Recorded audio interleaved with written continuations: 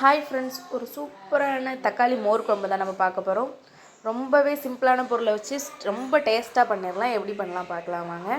சுட சுட சாதத்தில் விட்டு சாப்பிடும்போது வேறு லெவலில் இருக்கும். இதுக்கு தொட்டு சாப்பிட எண்ணெய் கரும்போது வேணாலும் கரெக்டாக இருக்கும், டேஸ்ட்டாக இருக்கும்.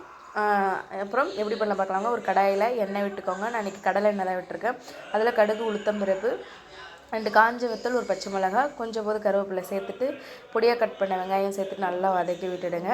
அதில் ஒரு 2 சைஸ் பெரிய தக்காளி கட் பண்ணி வச்சுக்கோங்க. நல்லா நைஸாக கட் பண்ணி வச்சுக்கோங்க. கட் பண்ணிவிட்டு அதை சேர்த்துட்டு நல்லா தக்காளி மசிகிற அளவுக்கு வதக்கி விடணும். வதக்கிட்டு மஞ்சள் பொடி கொஞ்சம் காரப்பொடி, அப்புறம் ஒரு சிட்டிகை பெருங்காய பொடி சேர்த்துட்டு நல்லா மிக்ஸ் பண்ணி விட்டுட்டு 1 டம்ளர் அளவுக்கு தண்ணி விட்டுடுங்க. தண்ணி விட்ட பிறகு அது நல்லா கொதித்த பிறகு தேவையான அளவுக்கு உப்பு சேர்த்துக்கணும். சேர்த்துட்டு இந்த மாதிரி கெட்டி தயிர் எடுத்து இந்த மாதிரி நல்லா பிளெண்ட் பண்ணி எடுத்துகிட்டு அதை அடுப்பை ஆஃப் பண்ணிவிட்டு தான் விடணும். ஆஃப் பண்ணிவிட்டு நல்லா மிக்ஸ் பண்ணி கலந்து விட்டுடுங்க. கலந்து விட்டுட்டு நல்லா ஒரு கொஞ்சம் பொடியாக கட் பண்ண கொத்தமல்லி இலை தூவிட்டு இறக்கிடுங்க. அவ்வளோதான்.